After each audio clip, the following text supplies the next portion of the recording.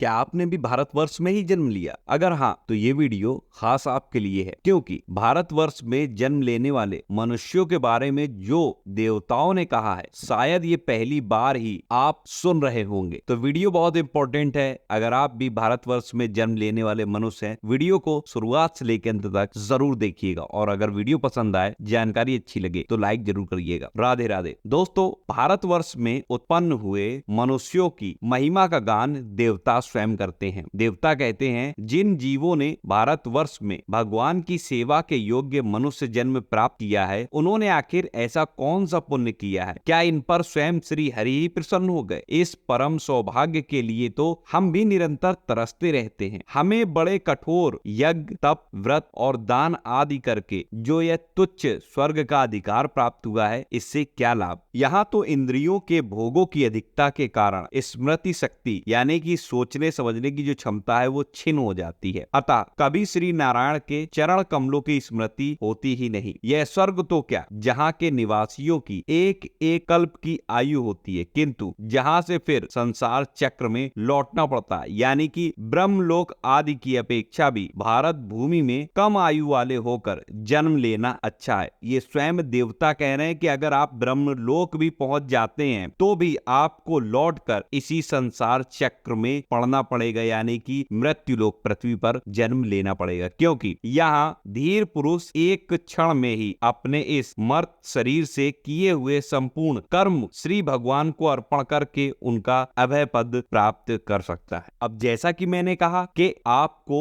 इसी मृत्यु लोक यानी इसी पृथ्वी पर जन्म लेना पड़ेगा, लेकिन इस पृथ्वी पर इंपॉर्टेंट यहाँ पर यह है कि आपका जन्म क्या भारतवर्ष में हो रहा, यानी कि भारत में अगर आपने जन्म लिया तो आपका मनुष्य योनि में जन्म लेना सार्थक है। क्योंकि यहाँ पर आपको भगवान श्री हरि की कथा श्रवण करने का, कथा कहने का, उनका भजन करने का, उनका जप करने का मौका मिलेगा। अन्य कहीं अगर आपका जन्म होता है तो इसकी कोई श्योरिटी नहीं कि आपके कानों में भगवान की कथा जाएगी भी या नहीं। अब आगे देवता कहते हैं, जहाँ भगवत कथा की अमृतमयी सरिता नहीं बहती, जहाँ उसके उद्गम स्थान भगवत भक्त साधुजन निवासी नहीं है, जहाँ नृत्य गीत आदि के साथ बड़े बड़े समारोह से भगवान यज्ञ पुरुष की पूजा अर्चना नहीं की जाती, वह चाहे ब्रह्मलोक ही क्यों ना हो, उसका सेवन नहीं करना चाहिए। देवता कहते हैं, इन भारतवासियों का कैसा सौभाग्य है, जब ये यज्ञ में भिन्न भिन्न देवताओं के उद्देश्य से अलग अलग भाग रखकर विधि मंत्र और द्रव्य आदि के योग से श्रद्धा पूर्वक उन्हें हवि प्रदान करते हैं। तब इस प्रकार इंद्र आदि भिन्न भिन्न नामों से पुकारे जाने पर संपूर्ण कामनाओं को पूर्ण करने वाले स्वयं पूर्ण काम श्री हरि प्रसन्न होकर उस हवि को ग्रहण करते हैं। यह ठीक है कि भगवान सकाम पुरुषों के मांगने पर उन्हें अभीष्ट पदार्थ देते हैं, किंतु यह भगवान का वास्तविक दान नहीं है, क्योंकि उन वस्तुओं को पा लेने पर भी मनुष्य के मन में पुनः कामनाएं होती ही रहती हैं। इसके विपरीत जो उनका निष्काम भाव से भजन करते हैं, उन्हें तो वे साक्षात अपने चरण कमल ही दे देते हैं, जो अन्य समस्त इच्छाओं को समाप्त कर देने वाले हैं। अतः देवता कहते हैं कि अब तक स्वर्ग सुख भोग लेने के बाद हमारे पूर्वकृत यज्ञ, प्रवचन और शुभ कर्मों से यदि कुछ भी पुण्य बचा हो, तो उसके प्रभाव से हमें इस भारतवर्ष में भगवान की स्मृति से युक्त मनुष्य जन्म मिले, क्योंकि श्री हरि अपना भजन करने वालों का सब प्रकार से कल्याण करते हैं। आशा करता हूँ ये वीडियो आपको पसंद आया होगा और आप समझ पाए होंगे कि आपको अगर भारतवर्ष में जन्म मिला है तो आप कितने सौभाग्यशाली हैं और आपको जन्म इस भारतवर्ष में आखिर क्यों मिला है। अगर अभी तक आप भगवान का भजन नहीं करते थे तो आज से ही उनकी सेवा करना, उनकी पूजा करना, अर्चना करना और भगवान का नाम जपना प्रारंभ कर दीजिए। आप बड़े ही भाग्यशाली हैं, क्योंकि आपको भारतवर्ष में जन्म मिला है, जिसके लिए देवता स्वयं स्वर्ग से तरसते हैं। वीडियो अच्छा लगा हो लाइक करिए, चैनल पर नए हैं सब्सक्राइब कर लीजिए, इस वीडियो को ज्यादा ज्यादा शेयर करिए ताकि अन्य लोगों तक ये जानकारी पहुंचे। और मिलता हूं अगले वीडियो में नई जानकारी के साथ। तब तक राधा वल्लभ श्री हित हरिवंश।